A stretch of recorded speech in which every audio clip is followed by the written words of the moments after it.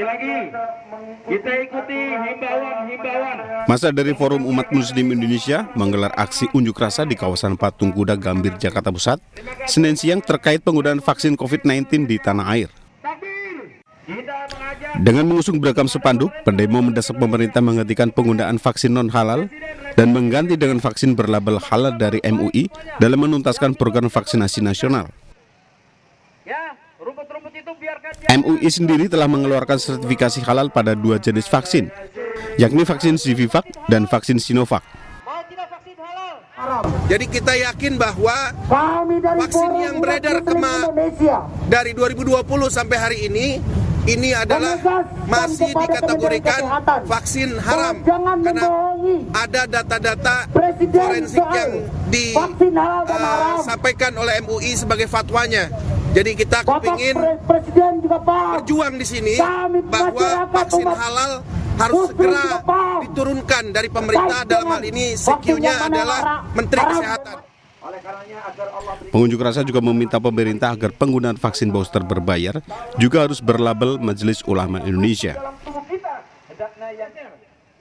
Meski berjalan tertib, namun sepanjang aksi berlangsung tetap dijaga oleh petugas kepolisian. Dari Jakarta Pusat, Rani Sanjaya, iNews melaporkan.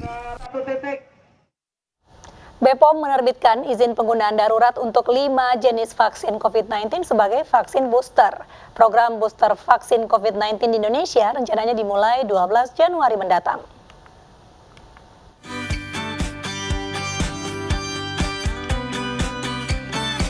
BPOM menerbitkan izin penggunaan darurat untuk 5 jenis vaksin COVID-19 di Indonesia. 5 vaksin yang telah disetujui adalah vaksin CoronaVac, PT Bio Farma, Pfizer, AstraZeneca, Moderna, dan Sinovac. Untuk vaksin CoronaVac, Pfizer, dan AstraZeneca digunakan sebagai booster bagi penerima vaksin dengan jenis yang sama sebelumnya. Sementara vaksin Moderna bisa diberikan sebagai booster untuk penerima jenis vaksin yang berbeda pada dosis pertama dan kedua.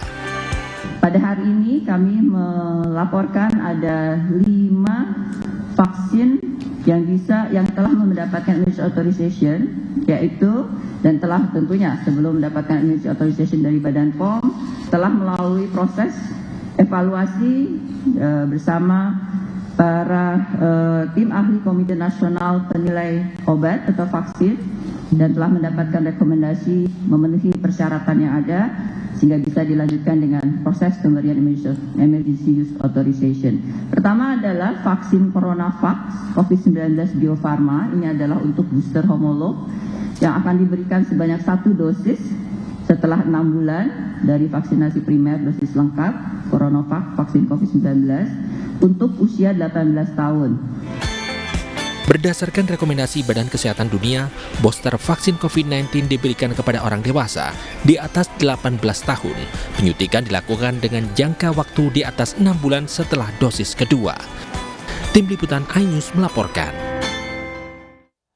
Satuan Tugas Penanganan COVID-19 memberlakukan penyesuaian aturan karantina untuk mencegah Omikron melonjak di Indonesia. Pemerintah juga menutup pintu kedatangan luar negeri dari Prancis karena lonjakan kasus Omikron di negara itu.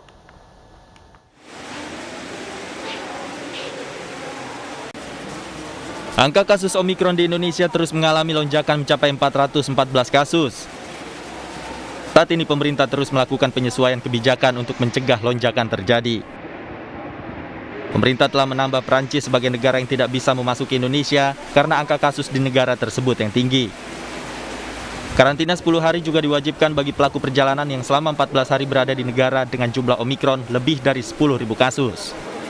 Menambah Prancis dalam deretan negara asal kedatangan WNA yang tidak boleh memasuki Indonesia untuk sementara waktu, menyesuaikan waktu karantina dari 14 hari menjadi 10 hari. Selain kebijakan tersebut, vaksinasi lengkap dan disiplin protokol kesehatan juga menjadi kunci menahan lonjakan kasus. Dari Jakarta, Rizka Ayu, iNews melaporkan. Ya pemirsa, sekumpulan juru parkir yang tergabung dalam Asosiasi Parkir Kota Surakarta, Asparta, mendatangi kantor DPC PDIP Surakarta untuk menyampaikan dukungan kepada Ganjar Pranowo maju dalam pemilihan presiden 2024. Selain menyampaikan dukungan untuk Ganjar maju Pilpres 2024, Asparta juga meminta Ketua DPC PDIP Surakarta FX Hadi Rudiatmo untuk menyampaikan aspirasi tersebut ke DPP PDIP.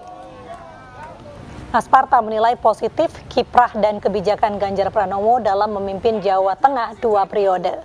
Ganjar dianggap pilihan yang tepat untuk jadi Presiden Indonesia di masa mendatang.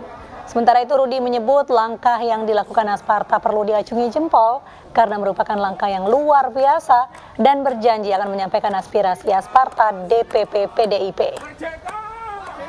Yang seperti ini sudah berpikir untuk memikirkan membantu negara memikirkan pemimpin masa depan 2024-2029.